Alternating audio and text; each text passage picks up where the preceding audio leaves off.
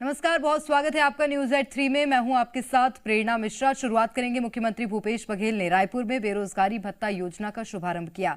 इस मौके पर उन्होंने युवाओं को भरोसा दिलाया कि जिस दिन आरक्षण बिल पास होगा उस दिन अखबारों में सिर्फ भर्ती के विज्ञापन होंगे। वहीं सीएम ने कहा कि बेरोजगारी भत्ते से युवाओं को परीक्षा की तैयारी में मदद मिलेगी। इस मौके पर उन्होंने युवाओं से संवाद भी किया।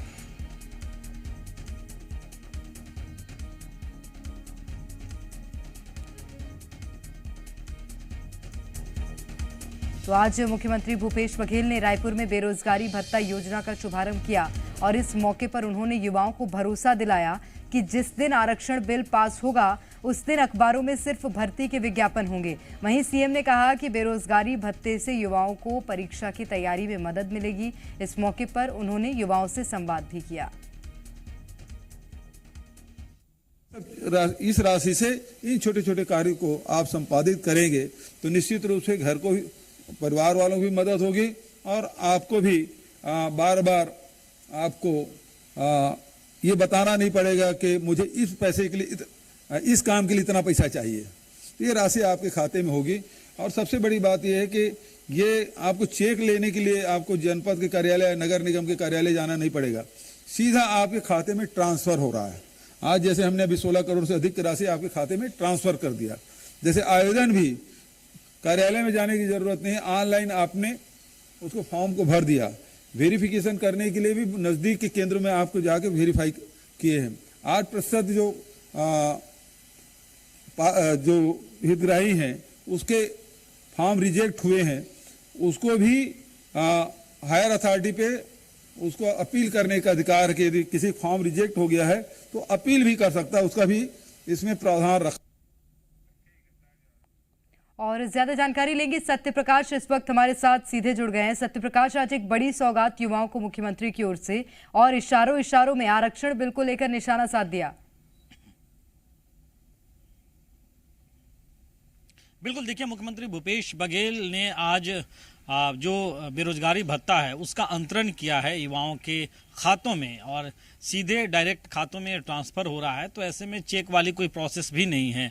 ये भी मुख्यमंत्री भूपेश बघेल ने कहा कि उनका तो मन है कि रोजगार दें सभी को, लेकिन उन्होंने ये भी भरोसा दिलाते हुए कहा कि जिस दिन जैसे ही आरक्षण बिल पास होगा उसके बाद अखबारों में तमाम भर्ती के ही विज्ञापन होंगे। मतलब स्पष्ट तौर पे उन्होंने ये कहने की कोशिश की कि आरक्षण बिल पे हस्ताक्षर नहीं हो पा रहा है, उसकी वजह से ही नौकरियां रुकी हुई है। और अगर आरक्षण संशोधन विधेयकों पे हस्ताक्षर हो जाते तो कहीं ना कहीं नौकरियों का रास्ता खुल गया रहता या अब तक भर्तियां जो हैं वो शुरू हो गई रहती। साथ साथ सीएम ने ये भी कहा कि उन्हें सबसे ज़्यादा खुशी तभी होगी जब वो रोजगार मुहैया कराएंगे, जब वो नौकरी मुहैया कराएंगे। तो इससे स्पष्ट तौर पे समझा जा सकता है कि कहीं ना कहीं एक तीर से दो निशाना साधने की कोशिश मुख्यमंत्री भूपेश बघेल करते हुए दिखाई दिए। देखिए, जिस तरह से आरक्षण संशोधन विधेयक विधानसभा से पास होने के पास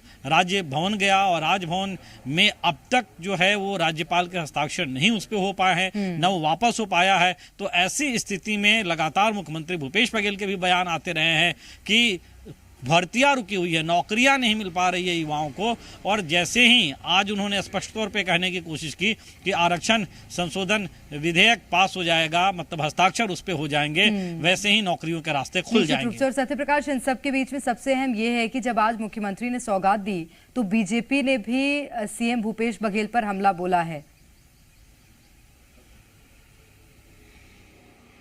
देखिए, भाजपा भले तंज कस रही हो, भाजपा भले बेरोजगारी के मसले पे हमलावर हो, लेकिन जिस तरह से बेरोजगारी भत्ता के लिए युवाओं की बड़ी तादाद देखने को मिल रही है, 1,27,000 से अधिक युवा बेरोजगारी भत्ते के लिए आवेदन दे चुके हैं। करीब करीब 67-68 हजार युवा जो हैं वो पात्र हो चुके हैं, जिनके खातों में बेरोजगारी भत्ते की प्रति महीने 2500 रुपये की राशि जा भी चुकी है। और आज जब मुख्यमंत्री भूपेश बघेल युवाओं से बात कर रहे थे जिनको बेरोजगारी भत्ता दिया जा रहा था, तो उन्होंने उन्होंने भी इसके लिए धन्यवाद दिया सीएम को, और साथ साथ उन्होंने अपनी व्यथा भी बताई कि किन परिस्थितियों में आगे पढ़ाई कर रहे हैं या उन्होंने पढ़ाई की है, आगे कैसे ये 2500 रुपए जो है वो उनके काम आएगा।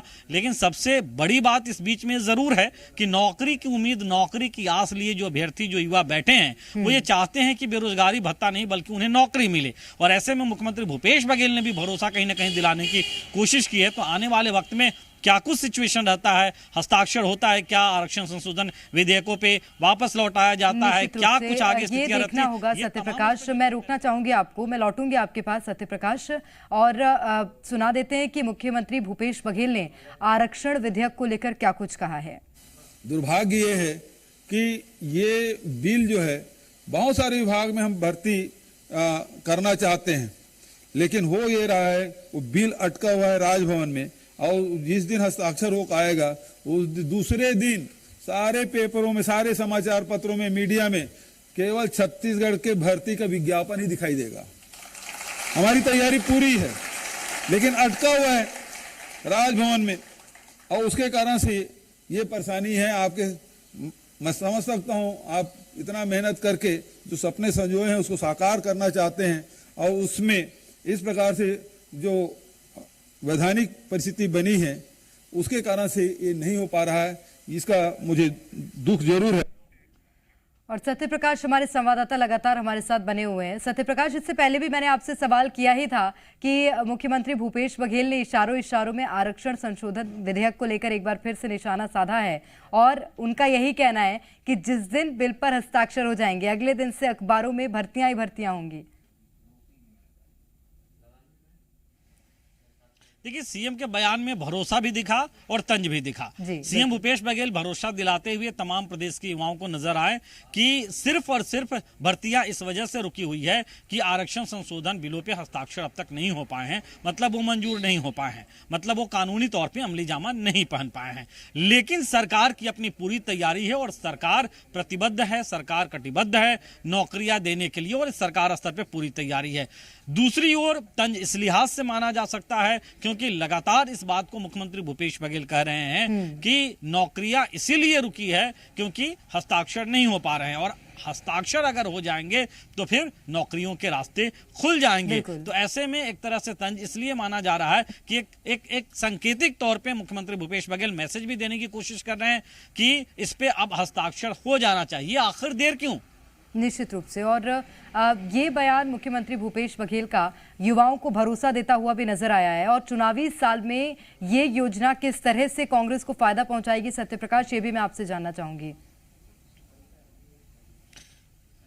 देखिए, अभी 2-3 दिन पहले ही मुख्यमंत्री भूपेश बघेल का एक बयान भी काफी मौजू हो जाता है। उन्होंने कहा था कि भाजपा को ऐसा लगता है कि अगर आरक्षण का लाभ दिया जाने लगेगा, आरक्षण संशोधन विधेयकों पे हस्ताक्षर हो जाएगा, तो इसका फायदा प्रदेश की कांग्रेस सरकार को मिलेगी, जबकि इसका फायदा प्रदेश के युवाओं को मिलेगा, उन्हें नौकरियों का लाभ मिलेगा, अभ्यर्थी जो बाट जोर हैं उन्हें नौकरी मिलेगी और उनका जो है वो कैरियर बनेगा।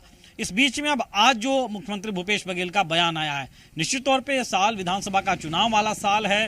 राजनीतिक नफे नुकसान की बात एक एक छोटी से छोटी, बारीक से बारीक चीज में राजनीतिक दल निकालती हैं, और ये तो अपने आप में बड़ा मसला है। और हमने देखा है कि कैसे इस मसले को लेकर पिछले कई महीनों से सियासत होती नजर आ रही है। भाजपा अपने श्रेय लेने की बात करती है, वो कहती है कि जब भाजपा की सरकार थी प्रदेश में तब तो आरक्षण का लाभ दे रहे थे, कांग्रेस सरकार में ही क्यों ऐसे फैसले आ गए, क्या कांग्रेस की सरकार ने मजबूती से अपना पक्ष नहीं रखा।